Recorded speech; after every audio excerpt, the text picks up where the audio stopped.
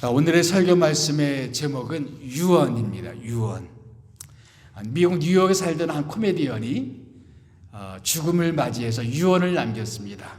그런데 자기가 죽게 되면 자기 몸을 그 병원에 기증하겠다라고 그렇게 유언을 남겼습니다. 대신에 자기 시체를 꼭 하버드 대학 의과대학에 기증해 달라고 부탁합니다. 내 부모님의 평생 소원이 내가 하버드 대학에 들어가는 것인데 내가 하버드 대학에 들어갈 수 있는 방법은 이 길밖에 없기 때문에 내 몸이 죽으면 내 시체를 하버드 대학의 병원에 기증해 달라고 그렇게 유언을 남겼다고 합니다. 미국의 세드백 교회의 릭 오렌 목사님의 간증을 들어본 적이 있습니다. 그의 아버지의 간증을 들었어요. 그의 아버지는 아주 작은 교회를 담임하고 있는 목사님이셨습니다. 그런데 이 아버님도 평생에 교회 개척에 대한 소명이 많으셨던 분입니다. 그래서 평생에 150개의 교회를 개척을 해서 교회를 세우신 분이라고 합니다. 그 아버님이 죽음을 맞이해서 임종시에 아들 릭 오렌 목사님, 세드백 교를 담임하고 있는 릭 오렌 목사님에게 마지막으로 남긴 단어가 뭐냐면은 One more for Jesus. 한 사람이라도 더 예수님에게 인도하라. One more for Jesus. One more for Jesus. 그 아버님은 세드백 교회에 담임하고 있는 이 릭 오렌 목사님의 손을 붙잡고 죽을 때까지 수백 번을 이 말을 반복했다고 합니다. One more for Jesus. 한 사람이라도 더 예수님을 위해서 예수님에게로 인도하라. 한 사람이라도 더 예수님에게로 인도하라. 이것이 평생에 릭 오렌 목사님의 좌우명이 됐다고 합니다. 인생의 마지막 순간에 남기는 유언은 그 사람의 가치관을 알게 합니다. 릭 오렌 목사님의 아버지의 그 가치관은 뭐냐면은 영혼을 주님께 인도하는 것이 이 세상에 살아가는 동안에 가장 소중하다는 것을 반영하고 있는 것이죠. 오늘 본문 말씀은 이 다윗 왕이 그 아들 솔로몬에게 유언을 남기는 그런 말입니다. 이 말을 통해서 우리는 다윗의 가치관을 엿볼 수가 있습니다. 그러면서 만약 우리가 인생을 마감하는 그런 시간에 우리는 어떤 유언을 남길 수가 있을까? 또 우리는 인생을 살아가면서 꼭 붙잡고 살아야 될 인생의 가치는 무엇일까를 생각해 보게 됩니다. 저도 이 말씀을 준비하면서 내가 만약에 내 자녀들에게 유언을 남긴다면 어떤 유언을 남길 수 있을까를 많이 생각하게 되었습니다. 그리고 이런 유언들을 남기지 않을까, 다윗과 같은 그런 유언을 남기지 않을까 하는 생각이 들었습니다.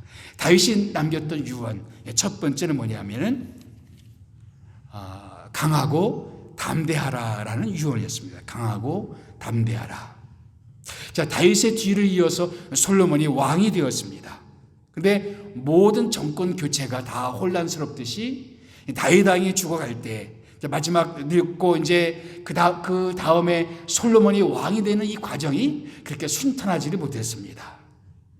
다윗 왕의 다른 아들이었던 아도니아가 왕이 되고자 모의를 했어요. 그래서 군대 장관이었던 요압과 그리고 종교계의 모든 권력을 가지고 있었던 또 다른 제사장에게 그 제사장을 규합을 해서 왕이 되고자 하는 움직임을 가졌습니다.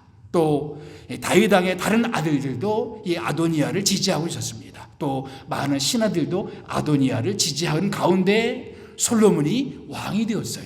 그러니까 정권이 매우 불안정한 그런 상황 가운데 다윗 왕은 죽게 되었고 아들에게 이제 마지막 유언을 남기는 그런 상황이었습니다. 다윗의 정적들 그리고 솔로몬의 정적들이 아직도 있는 상황이었습니다. 그래서 그 다윗 왕이 솔로몬에게 남긴 유언의 첫 번째는 뭐냐면은 바로 2절 말씀이에요. 다 같이 읽어볼까요? 시작. 내가 이제 세상 모든 사람이 가는 길로 가게 되었노니 너는 힘써 대장부가 되고. 세상 모든 사람이 가는 길, 어떤 길이죠? 죽음의 길이죠. 모든 사람은 다 죽음을 피할 수가 없습니다. 사람이 살면서 피할 수 없는 것 두 가지가 있다고 그랬죠. 한 가지는 세금 내는 것, 또 한 가지는 죽는 거라고 그랬습니다. 어떤 사람은 세금 내는 것을 교묘하게 피하는 사람도 있어요. 그런데 죽음만은 누구도 피할 수가 없습니다. 그런데 나는 이제 이렇게 죽게 될 터인데 하면서 솔로몬 왕에게 남기는 첫 번째 유언이 뭐냐면 너는 힘써 대장부가 되고, 이 말은 아직도 솔로몬이 직면하고 있는 상황이 이렇게 순탄하지 않았기 때문이에요. 정적들이 있어요. 왕권이 불안정할 수 있었어요. 그렇기 때문에 무엇보다 솔로몬에게 원했던 것은 너는 강한 사람이 되어야 된다. 너는 대장부가 되어야 된다. 이 대장부가 되라는 말을 메시지 성경에서는 이렇게 번역을 했습니다. 너는 굳세어서 내가 어떤 사람인지를 보여주어야 한다. 너는 굳세어서 어떤 사람인지를 보여줘야 된다. 여러분, 우리가 굳세어질 필요가 있어요. 왜 필요하느냐? 우리가 어떤 사람인지를 보여주기 위해서 우리는 굳세어질 필요가 있습니다. 여러분, 우리는 이 세상 가운데서 그리스도인으로 살아가고 있습니다. 우리가 그리스도인다운 것을 보여주기 위해서는 우리는 굳세어질 필요가 있습니다.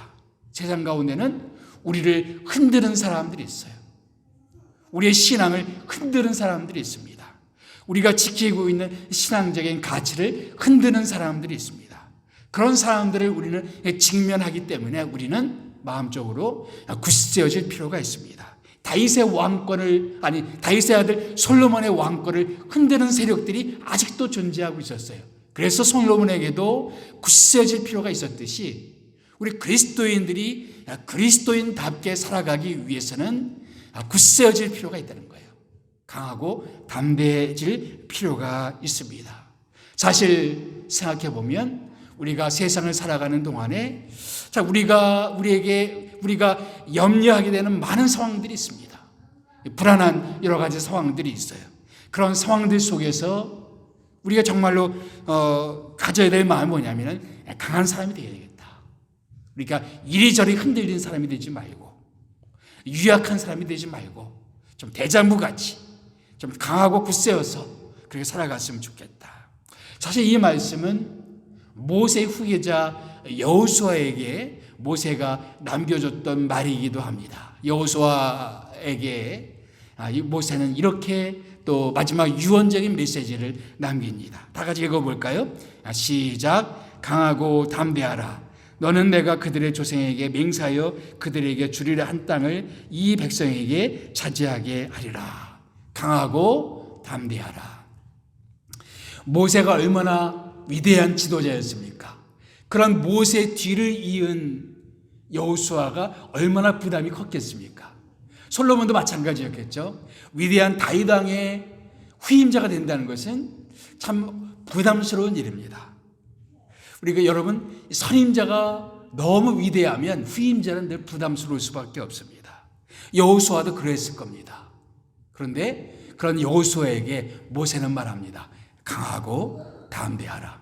더군다나 이제 여호수아의 책임은 뭐냐면 이스라엘 백성들을 데리고 가나안 땅에 들어가야 됐습니다.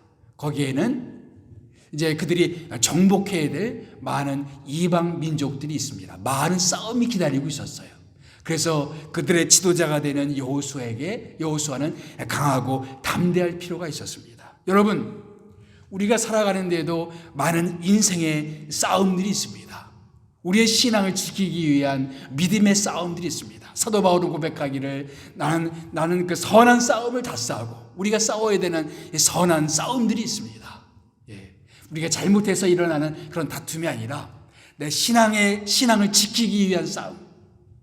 우리가 그리스도인으로서 다른 것은 양보해도 우리가 꼭 지켜야 될 것들을 지키기 위한 그런 싸움들이 있다는 거예요. 그러기 위해서는 뭐가 필요한가? 강하고 담대한 마음이 필요하다. 내 기질상으로 강한 사람이 있고 약한 사람이 있어요. 그건 중요하지 않아요. 내가 정말로 그리스도인 다움을 보여주기 위해서 내가 굳세어서 내가 어떤 사람인지를 보여줘야 된다. 다윗은 솔로몬에게 그렇게 말했듯이 우리가 누구인가를 보여주기 위해서는 강하고 담대해질 필요가 있습니다. 그 유언을 남겼어요. 여러분, 더군다나 우리는 하나님의 말씀을 붙들고 있는 사람들입니다. 그리고 말씀을 사람들에게 전해야 되는 사명을 가진 사람들입니다.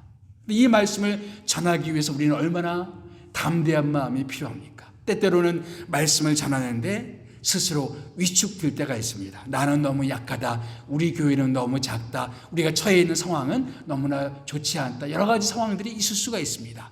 내 마음을 약하게 만드는 것들, 우리의 마음을 위축시킬 수 있는 것들이 많이 있습니다. 초대교회 성도들도 마찬가지였습니다. 처음 교회가 시작됐을 때 초대교회 교인들은 핍박을 받고 있는 상황 가운데 있었어요. 그들이 주님께 나와서 이렇게 기도하고 있습니다. 초대교회 교인들의 기도였어요. 다 같이 읽어볼까요? 시작. 주여, 이제도 그들의 위협함을 굽어보시옵고 또 종들로 하여금 담대히 하나님의 말씀을 전하게 하여 주시오며. 초대교인들은 사람들의 박해를 직면하고 있었습니다. 그들이 기도했던 건 그겁니다. 우리가 이런 상황 속에서도 담대하게 하나님의 말씀을 전하게 하여 주시옵소서. 우리 교회가 기도해야 될 기도 제목도 마찬가지일 것 같아요. 우리가 처해 있는 여러 가지 상황들이 있습니다. 그럼에도 불구하고 우리가 기도해야 될 것은 무엇인가? 우리로 하여금 담대하게 주의 말씀을 전하게 하여 주시옵소서. 이 지역 가운데서 주의 말씀을 담대하게 전할 수 있도록 우리들을 이끌어 주시옵소서. 우리가 어떤 모습으로 살든지 우리가 꼭 견지해야 될 말씀인 줄 믿습니다. 자, 다윗이 솔로몬에게 남겼던 두 번째 유언, 그리고 우리가 붙잡아야 될 말씀이 무엇인가? 그것은 말씀을 사랑하고 말씀을 가까이 하라라는 말씀입니다. 우리 3절 말씀을 메시지 성경으로 읽어보면 이렇습니다. 제가 읽어볼게요. 하나님께서 명령하시는 대로 행하고 그분이 네게 보이시는 길을 걸어가거라. 인생의 지도를 철저히 따르고 표지판을 잘 살펴보아라. 이는 하나님께서 모세에게 계시하신 것이다. 이것을 잘 따르면 내가 어디 가서 무엇을 하든지 잘 될 것이다. 하나님께서 명령하시는 것, 하나님의 말씀하시는 것, 그것이 우리 인생의 지도가 된다는 것입니다. 여러분, 우리가 어디 낯선 길을 가게 될 때 옛날에는 지도를 많이 봤고 요즘에는 뭐를 많이 이용합니까? 내비게이션을 많이 이용하죠. 낯선 길을 가는데 만약에 내비게이션 없이 간다 그러면 참 난감하죠. 그런데 바로 성경 말씀이 우리 인생의 내비게이션이 된다는 것입니다. 그래서 우리가 가야 될 길들을 가르쳐 보이는 인생의 지도라는 겁니다. 인생의 지도 없이 낯선 길을 간다는 것은 참으로 불안할 수밖에 없는 상황입니다. 그런데 하나님의 말씀이 우리 인생의 지도가 되고 인생의 지침서가 된다는 겁니다. 다윗을 생각해 보면 다윗은 참 하나님의 말씀을 사랑했던 사람이었어요. 여러분, 그 유명한 시편 1편에 복 있는 사람에 대한 말씀을 기억해 보면 그가 복 있는 사람 하면서 그가 고백하는 말이 뭡니까? 내가 주야로 말씀을 묵상하오며, 이런 표현이 나오지 않습니까? 다윗은 자기가 주야로 말씀을 묵상했다라고 말씀했습니다. 그렇게 고백했어요. 자, 말씀을 사랑했던 사람이었어요. 밤낮으로 말씀을 읽고 말씀을 가까이 했던 사람이었습니다. 그 유명한 시편 19편에 그 다윗이 고백했던 자기가 얼마나 말씀을 사랑했는지를 보여주는 말씀이죠. 같이 한번 읽어보겠습니다. 7절부터 11절까지 좀 긴 말씀이지만 같이 읽어보겠습니다. 시작. 여호와의 율법은 완전하여 영혼을 소생시키며 여호와의 증거는 확신하여 우둔한 자를 지혜롭게 하며 여호와의 교훈은 정직하여 마음을 기쁘게 하고 여호와의 계명은 순결하여 눈을 밝게 하시도다. 여호와를 경외하는 도는 정결하여 영혼까지 이르고 여호와의 법도 진실하여 다 의로우니 금 곧 많은 순금보다 더 사모할 것이며 꿀과 송이꿀보다 더 달도다. 또 주의 종이 이것으로 경고를 받고 이것을 지킴으로 상이 크니이다. 다윗은 말씀의 맛을 알았던 사람이었습니다. 이 말씀을 맛을 보니까 꿀보다도, 성이 꿀보다도 더 달다. 여러분, 말씀의 맛을 아십니까? 말씀이 정말 나에게 달다. 말씀이 참 좋구나. 말씀이 정말 나한테 참 귀하구나. 이 말씀의 맛을 체험하고 계십니까? 다윗은 그것을 알았던 사람이었어요. 그래서 이 말씀을 통해서 인생의 어떤 인도를 받고 또 이 말씀을 통해서 정결함을 경험하고 말씀을 통해서 경고도 받고 말씀을 통해서 주님의 위로도 경험하고 말씀을 통해서 주님의 임재도 경험하고 말씀의 맛을 알았던 사람이었습니다. 그런 다윗이 솔로몬에게 마지막 유언으로 남기는 것은 뭐냐면은 어떤 특별한 통치 기술을 가르쳐 주지는 않았어요. 그러나 아들 솔로몬에게 당부하는 말이 뭐냐면은 나는 네가 말씀을 사랑하고 말씀을 가까이 했으면 좋겠다. 이 말을 아들에게 솔로몬에게 남겼습니다. 특별히 나라를 책임지고 있는 솔로몬에게 이 말을 남겼습니다. 인생을 살아가는데 왕으로서 필요한 많은 그런 노하우가 필요하겠죠. 물론 그런 것도 필요할 것입니다. 그러나 그것들보다 더 중요한 것이 있어요. 바로 말씀을 사랑하는 것. 정말 우리가 말씀을 사랑한다면 또 말씀을 정말 가까이 한다면 말씀이 우리를 인도해 줄 것이다 라는 확신이 있었기 때문에 다윗은 담대하게 솔로몬에게 이런 유언을 남길 수가 있었던 것입니다.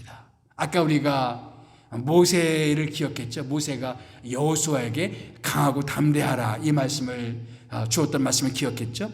그런데 이 모세가 여호수아에게도 그런 말을 남깁니다. 여호수아 1장 8절 말씀 보게 되면 이 율법책을 내 입에서 떠나지 말게 하며 주야로 그것을 묵상하여 그 안에 기록된 대로 다 지켜 행하라. 그래야면 내 길이 평탄하게 될 것이며 내가 형통하리라. 모세가 여호수아에게 주는 말씀도 똑같은 말씀이었어요. 이 율법책, 이 하나님의 말씀을 내 입에서 떠나지 말게 하며 주야로 그것을 묵상하여 그 가운데 기록된 대로 다 지켜 행하라. 그러면 내 길이 평탄하게 될 것이다. 내가 형통할 것이다. 모세도 여호수아에게 그런 유언을 남겼고 다윗 왕도 아들 솔로몬에게 그 유언을 남겼습니다. 말씀을 사랑하라. 말씀을 가까이 하라. 말씀을 가까이 하면 어떻게 된다? 오늘 이 말씀이 뭐라고, 특별히 3절 말씀 뭐라고 되어 있습니까? 그리하면 뭐라고 되어 있어요? 내가 무엇을 하든지 어디로 가든지 형통할 것이다. 형통. 하나님이 모든 것을 통하게 해주신다. 잘 되게 해주신다. 이끌어 가신다. 하나님께서는 이 다윗 가운데 다윗이 정말 함께하게 하나님께서 그를 형통하게 해주실 것을 믿었습니다. 그래서 말씀을 가까이 하라. 그것이 다윗의 두 번째 유언이었습니다. 자, 세 번째 유언은 전심으로 하나님을 섬기라 혹은 하나님을 사랑하라 라는 말씀이었습니다. 이 4절 말씀 다 같이 읽어봅시다. 시작. 여호와께서 내 일에 대하여 말씀하시기를 만일 내 자손들이 그들의 길을 삼가 마음을 다하고 성품을 다하여 진실이 내 앞에서 행하면 이스라엘 왕이 오를 사람이 내게서 끊어지지 아니하리라 하신 말씀을 확실히 이루게 하시리라. 여기 보면 만일 네 자손들이 그들의 길을 삼가 마음을 다하고 성품을 다하여 진실이 내 앞에서 행하면 이스라엘 왕이가 끊어질 사람이 하나님 나에게 그런 말씀 주셨다. 너도 그것을 꼭 기억했으면 좋겠다. 마음을 다하고 성품을 다하고 이 말은 무슨 말이에요? 전심으로 하나님을 사랑하라는 뜻입니다. 전심으로 하나님을 섬기라는 뜻입니다. 하나님은 우리에게 원하시는 마음이 전심입니다. 온전한 마음이에요. 하나님은 나눠진 마음을 기뻐하지 않습니다. 반은 하나님에게 향하고 반은 세상에게 향하는 그런 나누어진 마음을 주님은 기뻐하지 않습니다. 다윗은 그래서 평생 주님을 예배했습니다. 우리가 하나님을 사랑한다는 가장 구체적인 표현이 뭘까요? 예배입니다. 예배. 내가 정말 전심으로 주님을 사랑한다는 것을 볼 수 있는 대목이 뭘까? 어떤 상황에서도 예배를 포기하지 않은 겁니다. 어떤 상황에서도 예배를 소홀히 여기지 않은 것입니다. 다윗은 그것을 솔로몬에게 유언으로 남겼어요. 저도 제 자녀들에게 원하는 것이 그런 거예요. 예배를 소홀히 여기지 않은 것. 우리가 하나님을 전심으로 사랑하는 것, 하나님을 전심으로 섬기는 그 구체적인 길이 뭐냐? 예배를 절대로 소홀히 여기지 않았으면 좋겠다. 그래서 마음을 다하여 하나님을 사랑하는 것. 그런데 솔로몬은 이 유언을 제대로 따르지 못했던 것 같아요. 그래서 솔로몬의 마지막 모습은 어떤 모습인가? 열왕기상 11장에 보니까 이런 기록이 나옵니다. 솔로몬의 나이가 많을 때에 그의 여인들이 그의 마음을 돌려 다른 신들을 따르게 하였으므로, 그의 여인들은 뭐냐면은 이방 여인들, 솔로몬은 많은 이방 여인들과 결혼을 했습니다. 그런데 이방 신을 섬기는 그 여인들이, 솔로몬의 아내들이 솔로몬의 마음을 돌렸다라고 되어 있습니다. 그래서 다른 신을 따르게 하였다. 그래서 왕의 마음이 누구의 마음을 같지 않았다? 그의 아버지 다윗의 마음과 같지 아니했다. 그래서 그의 하나님이 여호와 앞에 온전하지 못했다. 다윗은 전심으로 하나님을 따랐지만 솔로몬은 온전하지 못했다. 이 말은 뭐냐면은 하나님을 사랑하는 마음도 있었지만 그렇지 못한 마음으로 마음이 온전하지 못했다는 뜻입니다. 솔로몬은 한편에서는 하나님의 성전을 지을 만큼 하나님께 대한 열심도 있었어요.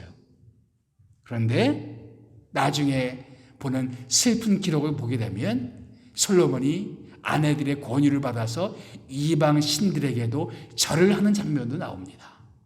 그러니까 마음이 나누어졌습니다. 그의 마음은 온전하지 못했어요. 어떤 상황에서도 전심으로 주님을 사랑하고 어떤 상황에서도 절대 예배를 포기하지 않는 그런 마음. 여호와의 눈은 온 땅을 두루 살피사 전심으로 자기를 향하는 자들을 찾으셔서 그들에게 능력을 베푸신다라고 말씀하고 있습니다. 이 땅을 살아가면서 우리의 마음이 나누어지기가 참 쉽습니다. 우리는 이 세상을 살아가는데 필요한 여러 가지 것들을 보면서 때로는 돈을 섬길 수가 있고, 때로는 권력을 섬길 수가 있고, 때로는 어떤 취미에 몰두할 수가 있고. 그런데 하나님께서는 우리에게 원하시는 것은 뭐냐면은 전심으로 주님을 사랑하는 것. 다윗이 완전한 사람은 아니었습니다. 다윗도 정말 실패가 있었어요. 밧세바와의 간음 사건과 혹은 또 그 남편 우리아를 죽이는 살인 사건을 그는 자행했습니다. 그럼 온전하지 못했어요. 그럼에도 불구하고 다윗의 마음 가운데는 하나님을 향하는 그런 어떤 전심의 마음이 있었습니다. 그래서 그는 시편 119편에서 이런 고백을 하나님께 올립니다. 다 같이 읽어볼까요? 시작. 내가 전심으로 주를 찾았사오니 주의 계명에서 떠나지 말게 하소서. 다윗은 많은 약점이 있는 사람이었어요. 그럼에도 불구하고 하나님이 그를 향해서 내가 다윗을 만나니 그는 내 마음에 합한 사람이라고 말할 수 있었던 한 가지 이유가 있었어요. 그게 뭐냐? 그가 전심으로 주님을 찾았다. 다윗은 그것을 자기 아들 솔로몬에게 원했습니다. 나는 약점이 많은 사람이고 나는 부족한 사람이지만 내 자녀가 전심으로 주님을 찾았으면 좋겠다. 이것을 그 솔로몬에게 남겼습니다. 너는 마음을 다하고 성품을 다하여 내 앞에 진실이 내 앞에 행하며 내가 정말 그렇게 주님을 섬겼듯이 내가 그렇게 살았으면 좋겠다. 전심으로 주님을 사랑하라. 네 번째 유언이 있다면 바로 하나님의 지혜를 구하라라는 유언입니다. 오늘 열왕기상 말씀, 오늘 성경 봉독에서는 우리 4절까지만 읽었지만 다윗의 유언은 9절까지 계속됩니다. 그런데 5절부터 9절까지 내용을 보게 되면 특별히 다윗이 눈을 감으면서 특별히 몇 사람에 대해서 당부를 합니다. 그 몇 사람을 추려보면 두 그룹으로 나눌 수가 있어요. 첫째는 은혜를 갚아야 될 사람, 두 번째는 처리해야 될 사람, 이렇게 두 그룹으로 나눌 수가 있습니다. 다윗이 눈을 감으면서 그러나 다윗 솔로몬에게 부탁해야 될 사람이 있었어요. 첫째는 자기가 은혜를 입은 사람이 있었어요. 특별히 그가 압살롬 반란을 겪었을 때 자기 편에 서서 자기를 적극적으로 도와주었던 사람, 바로 바르실레라는 사람이었습니다. 이 바르실레의 원군이 없었으면 압살롬 군대에 의해서 다윗 진영은 망할 수밖에 없었습니다. 그런데 바르실레가 군대를 이끌고 와서 그래서 원군이 되어서 다윗 군대가 보존될 수가 있었어요. 다윗은 그래서 임종시에 이 사람을 기억하면서 솔로몬에게 당부를 합니다. 이 사람의 아들들을 잘 선대해 주었으면 좋겠다. 당부를 해요. 우리도 살아가면서 평생에 많은 사람의 도움을 입습니다. 혼자 잘난 사람은 없어요. 우리가 살아가면서 알게 모르게 이 사람 저 사람의 도움도 많이 받고 이런저런 사람의 은혜를 많이 잊고 살아갈 수밖에 없습니다. 기억할 것은 우리가 그런 사람들의 은혜를 쉽게 잊어버려서는 안 된다는 것입니다. 다윗은 죽는 순간까지 바르실레의 은혜를 잊지 않았어요. 우리는 반대의 경우가 많습니다. 내가 다른 사람들이 베푼 은혜는 끝까지 기억하면서 다른 사람이 나에게 베풀었던 은혜는 쉽게 잊어버리는 그런 경향들이 종종 있습니다. 내가 다른 사람이 해준 일은 잘 기억해요. 끝까지 기억해요. 그런데 다른 사람들이 나에게 베풀었던 은혜에 대해서는 쉽게 잊어버리는 그런 사람이 되어서는 안 된다는 거죠. 다윗은 끝까지 사람들이 자기에게 베풀었던 은혜를 잘 기억을 했습니다. 그리고 솔로몬에게 당부합니다. 또 다윗은 또 한 그룹에 대해서 이야기를 합니다. 이것은 꼭 처리해 주었으면 좋은 사람들이었습니다. 누구냐면 요압과 시므이라는 사람이었습니다. 다윗의 임종시에 이 다윗의 반대편에 서서 솔로몬의 반대편에 서서 아도니의 편에 섰던 요압은 사실 군권을 다 가지고 있는 사람이었는데 때때로 다윗의 뜻에 반해서 행동하기도 했습니다. 그래서 다윗이 세웠던 어떤 다른 사람들을 살해하기도 했던 사람이었어요. 그런데 요압이 군사력의 모든 것을 가지고 있었기 때문에 요압을 함부로 처리할 수가 없었습니다. 그래서 그 요압을 솔로몬에게 처리를 부탁합니다. 또 한 사람은 시므이라는 사람이었습니다. 압살롬 반란 때 도망가는 이 다윗을 저주했던 인물이었습니다. 그런데 다시 다윗 군대가 이겨서 돌아오니까 시므이가 얼른 또 다윗에게 와서 자기를 처벌하지 말아달라고 부탁을 합니다. 그래서 허락을 해줬어요. 그래서 다윗은 그 사람의 목숨을 살려주었습니다. 자기 손으로 그 시므이를 죽일 수는 없었어요. 그러나 그의 악행을 그대로 넘길 수는 없었던 일이었습니다. 그래서 그 아들 솔로몬에게 부탁합니다. 나는 내 약속 때문에 시므이를 벌할 수 없었지만 너는 그 사람에 대해서 정의를 행해야 된다라고 말하고 있습니다. 매우 까다로운 문제죠. 군사를 가지고 있는 사람, 그리고 정말 까다로운 문제를 앞에서 우리가 그런 문제를 처리해야 될 때 이런 문제를 어떻게 처리해야 되느냐. 그래서 다윗도 솔로몬에게 그런 말을 합니다. 내 지혜대로 행하여. 또 9절 말씀 보면 너는 지혜 있는 사람이므로 그들에게 행한 일을 알지니. 정말 지혜가 필요한 상황이었어요. 이런 사람들을 처리하고 이런 문제를 다루는 것은 하나님의 지혜가 아니면 쉽지 않은 일이었습니다. 그래서 다윗은 솔로몬에게 지혜롭게 이 문제를 잘 처리했으면 좋겠다. 근데 보니까 솔로몬은 이미 왕자 시절부터 지혜로운 사람으로 정평이 나 있었던 것 같아요. 너는 지혜가 있는 사람이므로. 그렇죠? 솔로몬은 이미 그가 하나님께 기도해서 하나님의 지혜를 받았지만 그 이전부터도 지혜로운 사람으로 정평이 나 있었던 것 같습니다. 그런데 솔로몬의 지혜로도 해결할 수 없었던 일이 있었어요. 그래서 그는 어떻게 합니까? 하나님께 나아가서 지혜를 구합니다.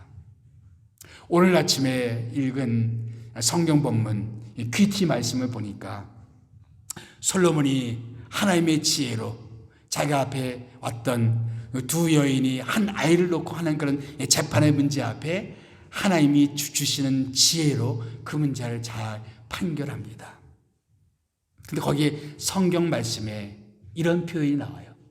이 일로 인해서 사람들은 솔로몬의 권위를 인정하고 솔로몬을 두려워하게 되었다. 솔로몬을 두려워하게 되었다. 이는 하나님의 지혜가 그에게 있음을 알았기 때문이다. 하나님의 지혜가 솔로몬에게 있다는 것을 사람들은 알았습니다. 그래서 솔로몬을 두려워하게 되었다. 여러분, 우리가 인생을 살아가는데 나의 지혜, 나의 경험, 나의 능력도 물론 필요하죠. 그런데 어떤 까다로운 문제들, 요압을 제거하고 시므이를 제거하고 혹은 인생의 우리 인생 가운데도 우리가 정말로 풀기 어려운 인생의 숙제들이 있습니다. 어떤 경우에는 꼬일 대로 꼬여버린 갈등의 문제들이 있어요. 내가 아무리 해도 오해만 계속 쌓이는 그런 문제들도 있을 수가 있고, 어떤 사람은 경제 상황이 너무 꼬여버린 상황도 있을 수가 있고, 어떤 사람들은 또 자기가 처해 있는 어떤 그런 일에 있어서도 상당히 꼬일 대로 꼬여버린, 그래서 아무리 쥐어짜도 해결책이 나지 않는 그런 상황들이 있을 수밖에 없어요. 그래서 다윗은 솔로몬에게 하나님의 지혜를 구하라고 말합니다. 하나님의 지혜를 구하라. 여러분, 우리 인생 가운데 우리 지혜로 다 해결할 수 없는 문제들이 있습니다. 그렇기 때문에 우리는 하나님의 지혜가 필요해요. 솔로몬도 그래서 왕자 시절부터 지혜로운 사람으로 정평이 나 있었지만 하나님께 나가서 1000번제를 드리며 하나님 앞에 지혜를 구하는 것을 볼 수가 있습니다. 우리는 하나님의 지혜가 필요합니다. 이어령 선생님이 계십니다. 한국의 대표적인 지성인으로 정평이 나 있던 사람이었어요. 얼마 전에 작고하셨는데 이분의 딸이 있어요. 이민아 씨인데, 이분은 이제 이화여대를 졸업하고 그리고 미국에 건너가서 미국에서 검사가 되고 변호사가 되고, 또 그 유명한 한국의 정치인이었던 김한길 씨와 결혼했지만 또 이혼도 했습니다. 4아이를 혼자 키우게 됐어요. 근데 첫째 아이가 세상을 떠나고 둘째 아이가 자폐증을 앓게 되면서 이 이민아 씨의 마음은 심하게 마음이 가라앉았습니다. 그래서 하나님을 찾게 되어서 하나님을 만나게 되었습니다. 더군다나 그의 몸 가운데는 암이 발생해서 4차례나 수술을 해야만 됐습니다. 그런 극적인 상황 가운데 그는 하나님께 간절히 부르짖게 되었고 하나님 만나게 되었어요. 그리고 그를 통해서 한국의 대표적인 지성인이자 혹은 무신론자였던 이어령 씨가 그 딸을 통해서 예수를 믿게 됩니다. 그래서 한국 사회 가운데 큰 센세이션을 일으켰어요. 이어령 씨가 예수를 믿다니, 이것이 큰 반향을 일으켰습니다. 그런데 이민아 씨는 그렇게 예수를 만나고 나서 사람들을 위해서 헌신을 합니다. 특별히 한국 사회와 미국 사회의 청소년들, 아이들을 위해서 헌신을 해요. 그가 쓴 책 가운데 땅끝의 아이들이라는 책이 있습니다. 거기에 그의 간증이 나오는데, 그가 자기가 어떻게 예수를 만났는지에 대한 간증이 나와요. 이런 대목이 나옵니다. 내가 아무리 해도 안 되는 그런 것을 인정하게 될 때 진정한 기도가 시작된다고. 아무리 문명이 발달하고 우리 능력이 아무리 특출해도 우리 능력으로 할 수 없는 일들이 있고, 그때가 바로 하나님을 만나야 될 때라고. 내가 할 수 없는 것들을 하실 수 있는 기적의 하나님, 또 능력의 하나님, 그 하나님 만나게 될 때 우리 인생의 진정한 변화를 경험할 수 있다라고 고백합니다. 여러분, 세상의 지혜가 바닥난 그곳에서 우리는 하나님을 만날 수가 있습니다. 우리 능력으로 할 수 없는 그것, 우리 힘으로 할 수 없는 그 상황 가운데서 하나님만이 하실 수 있는 그런 상황을 만나게 될 때 하나님께 엎드리게 되고 하나님의 능력을 구하게 됩니다. 그래서 다윗은 아들 솔로몬에게 마지막 당부가 하나님의 지혜를 구하라. 우리들도 마찬가지. 이 땅을 살아가면서 우리가 필요한 한 가지, 하나님의 지혜가 필요합니다. 그 하나님의 지혜로 인생의 어떤 어려운 난제를 만난다 할지라도 그 지혜를 통해서 그 모든 것을 해결해 나가는 여러분 모두가 되시기를 주님의 이름으로 축복합니다. 기도하겠습니다.